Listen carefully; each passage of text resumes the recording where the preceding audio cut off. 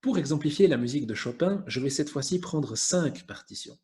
Mais plutôt que me perdre en de longues élucubrations, je vais plutôt vous proposer de les écouter pour le plaisir et pour vous faire une idée acoustique du style de Chopin et de ce que nous avons dit dans la vidéo précédente. Le premier exemple, ce sont les variations opus 2 sur le duo de Don Giovanni de Mozart, La ci darem la mano. Les variations, c'est l'un des genres phares de la période Biedermeier, et c'est une œuvre de jeunesse, probablement pas l'œuvre la plus aboutie de Chopin. Pour autant, elle est très intéressante, et c'est l'œuvre qui a fait s'écrier à Schumann, ou plus exactement à Eusebius, chapeau bas, messieurs, un génie. C'est avec cette œuvre que Schumann a découvert Chopin, en fait. Bon, au-delà du thème lui-même et de ses variations, qui sont intéressantes, ce que je trouve remarquable, voilà le thème de Mozart, donc repris par Chopin, ce que je trouve intéressant, c'est surtout la longue introduction orchestrale, qui donne un assez bon exemple du piano improvisé écrit, si je puis dire, de Chopin, avec ce type de motif 23 hollets. C'est un rubato écrit qui doit se terminer au bon endroit, mais la volute doit se situer en gros dans ces deux temps. La régularité n'est absolument pas primordiale. C'est un exemple que je trouve parfait du concept qu'on a vu dans la vidéo de généralité, élaboration complexe sur une base simple. Ici, la base harmonique est très simple, très jolie, hein, c'est assez typique de cette époque-là, disons, avec des belles modulations à la tierce, par exemple, mais c'est surtout la partie de piano qui propose des variations extrêmement variées, c'est le moins qu'on puisse dire, et qui montre toute l'inventivité mélodique de Chopin, alors que la main gauche, elle, fait quelque chose de relativement simple, des arpèges, avec quelques petits rapports thématiques au bois. D'un point de vue harmonique, c'est une grande fresque qui part de la tonalité initiale, si bémol, qui s'arrête sur la dominante, qui fait quelques modulations à la tierce, qui passe par le mineur et qui va finir par revenir à la tonalité principale, moyennant un petit passage un peu à la Bach, hein, comme vous l'entendrez, avec une sorte de marge d'harmonie. Et puis une immense pédale de dominante sur laquelle on a ça, je crois que je n'ai pas tellement besoin de le commenter. Bref, une harmonie simple, mais une élaboration assez complexe par-dessus, avec énormément de motifs différents. Et puis finalement, l'apparition assez surprenante du mi bémol, septième de dominante, qui nous renvoie au thème initial. Bon, d'accord. Deuxième exemple à propos des études. J'ai oublié de parler en détail des genres de Chopin dans la vidéo de généralité. Je le fais maintenant. Les études, c'est l'un des genres évidemment phares de l'écriture de Chopin. Comme je vous le disais, normalement, les études, je pense que les instrumentistes connaissent ça assez bien, ce sont des pièces techniques qui servent à travailler un aspect technique spécifique de l'instrument. Et c'est aussi le cas des études de Chopin. Par exemple, celle que je vais vous montrer, c'est la 6e de l'opus 25, étude dite aux tierces, parce qu'elle travaille manifestement le jeu des tierces parallèles à la main droite du piano. Mais chez Chopin, les études sont un peu plus que des exercices techniques. Et c'est un exemple parfait de ce que je vous disais dans la vidéo précédente, à mon avis, le fait que la virtuosité ici, parce que c'est effectivement très difficile à jouer, en plus, vu la tonalité de sol dièse mineur, ça n'arrange rien. C'est très difficile à jouer, mais la virtuosité contribue à l'effet harmonique général. Si vous faites une analyse harmonique simple, en gros, tout ça, c'est du sol dièse mineur, c'est un accord de tonique. Ensuite, vous avez un accord de quatrième degré, et puis une dominante, etc. Donc, en gros, la première page, c'est 1, 4, 5, 1. Mais si vous écoutez la pièce, vous n'avez pas cette impression, cette immense montée chromatique qui se termine presque par miracle sur des notes de l'accord, brouille complètement l'impression tonale relativement simpliste qu'on aurait en ne jouant que la main gauche. Donc, voilà ce que je voulais montrer. Écoutez-le encore une fois. Les tierces contribuent, c'est presque le thème de la variation, si vous voulez, la virtuosité liée aux tierces parallèles, contribue à l'écriture de la pièce. Elles ne sont pas là comme des guirlandes décoratives, même si l'aspect virtuose, évidemment, dans ce passage-là, je n'ai pas besoin de commenter, est particulièrement développé. Exemple suivant, Mazurka. Le côté polonais de Chopin, j'en ai parlé dans la vidéo précédente, évidemment, il passe non seulement par les mélodies, mais aussi par les genres. N'oubliez pas que la polka n'est pas une danse polonaise, par contre, Chopin impose le genre de la mazurka, qui est la danse traditionnelle de la Mazurie, région de Pologne, comme son nom l'indique. Et suite à l'intervention de Chopin dans l'histoire de la musique, la mazurka reste un genre important de l'histoire de la musique. Donc voilà où la musique de Chopin menace le puissant autocrate du Nord, en rappelant que la Pologne, ça existe, et qu'elle a ses traditions propres et ses danses propres. Alors comment Chopin fait-il pour nous donner une impression de polonité? C'est un opus posthume qui a été publié après la mort de Chopin, mais c'est malgré tout une des mazurkas les plus connues et les plus jouées aujourd'hui. Si vous avez envie de jouer du Chopin au cours de piano et que vous n'êtes pas pianiste, c'est une œuvre qui peut être faite. Je l'ai faite moi-même quand j'avais quelque chose comme 4 ou 5 ans de piano. C'est pas très difficile. À nouveau, si on regarde superficiellement, on voit l'accompagnement main gauche, ploum, ploum, ploum, si vous passez l'expression, qu'on trouve également dans les valses. Mais il y a un peu plus que cela, il y a des sforzato à contretemps, il y a l'aspect modal qui est assez intéressant. Si vous regardez que la mélodie qui est en sol mineur, on a le fa bécard qui intervient assez rapidement.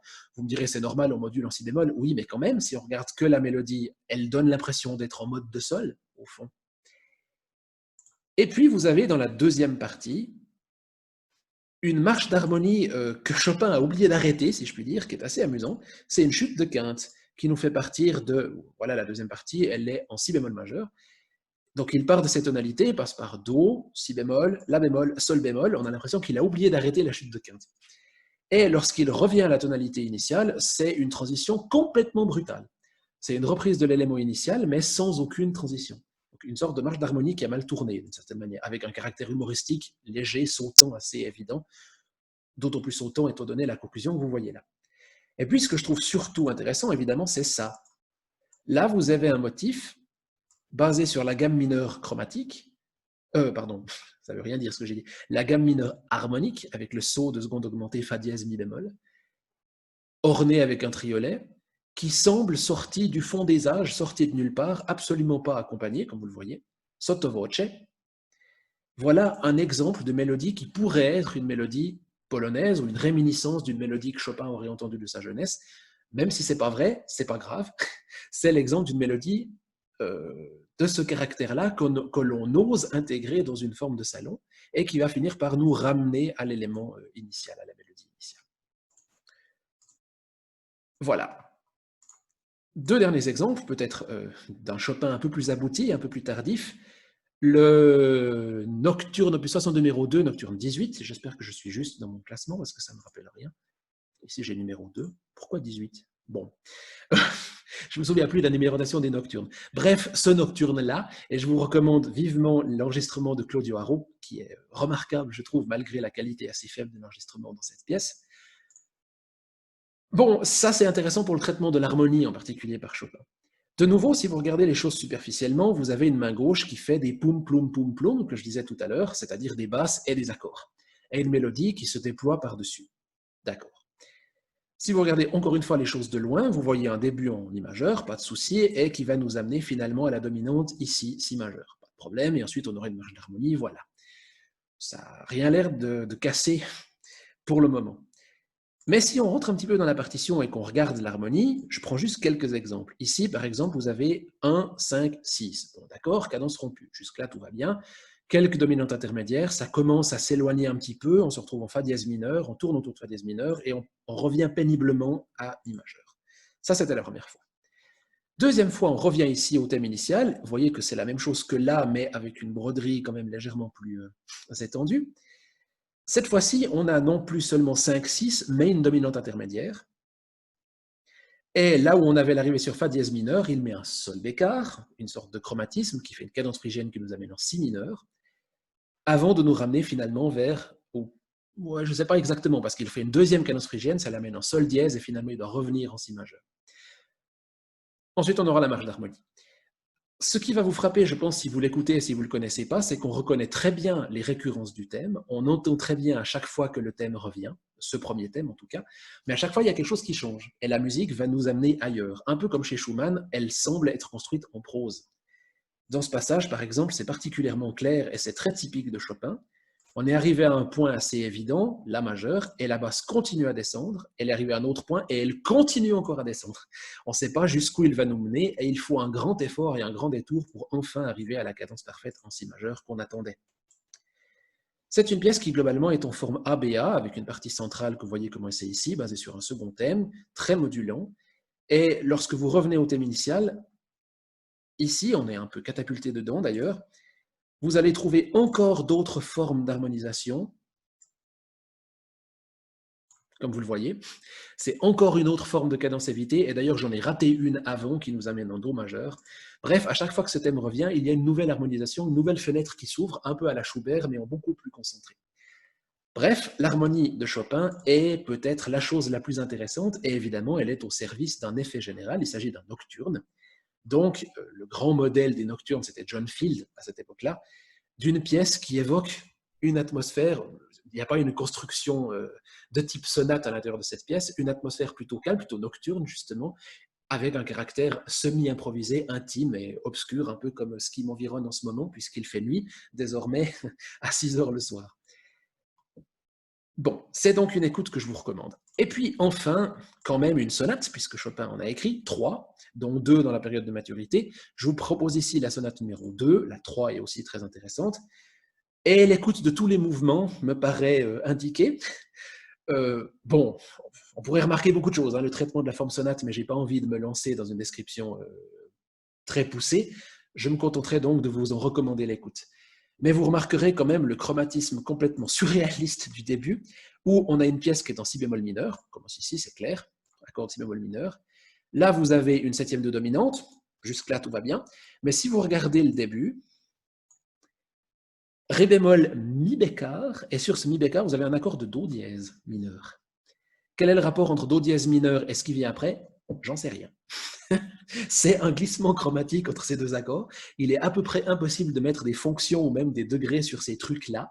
C'est une sorte d'introduction presque à la liste de ce qui va venir après. On voit donc bien comment Chopin renouvelle l'harmonie. Rien que dans ces 4 mesures initiales, on en a un exemple assez évident. Le troisième mouvement, c'est la fameuse marche funèbre. Le deuxième mouvement, c'est un scherzo, qui est aussi très intéressant harmoniquement. Voilà la marche funèbre, elle aussi très intéressante harmoniquement. Vous remarquez les degrés qui sont alternés, 1, 6, 1, 6, 1, qui n'est pas... c'est juste ce que je dis? Oui. Qui n'est pas particulièrement classique, et en plus avec plein de quintes parallèles. L'accord est fondé sur une carte. Ça fait très Moussorgsky pour le coup. Et puis enfin, le dernier mouvement, c'est surtout celui-là que j'aimerais vous recommander, qui est une apparition fantomatique où on ne pose jamais les pieds. C'est tout droit, tout est sotto voce legato presto, et on ne comprend rien. D'un point de vue harmonique, c'est à peu près impossible de poser des degrés ou que ce soit. Vous pouvez faire une analyse, mais il y a tellement de notes, y compris de notes ornementales, que vous êtes totalement perdu. Et regardez, le flux continue, et continue, et continue, jusqu'à la fin. Et la fin arrive pratiquement par surprise. C'est pas un mouvement très long. Il ne semble pas y avoir de construction thématique. Ça semble être une sorte de grande vague qui ne s'arrête pas jusqu'à la fin. Donc c'est clair que c'est une innovation incroyable pour une musique de cette époque-là, et on est très loin, en voyant ce type de partition, d'un Chopin Biedermeier, tel que les toutes premières œuvres auraient à la limite pu encore le faire penser. Voilà, je pense que ça suffira pour ces propositions d'exemples. Vous pouvez évidemment en trouver d'autres, et j'en ai d'ailleurs mis quelques autres sur cette page. Il manque les valses, bref, on pourrait encore en voir beaucoup d'autres, mais je pense que ça peut en tout cas vous donner une idée assez bonne de l'art de Frédéric Chopin.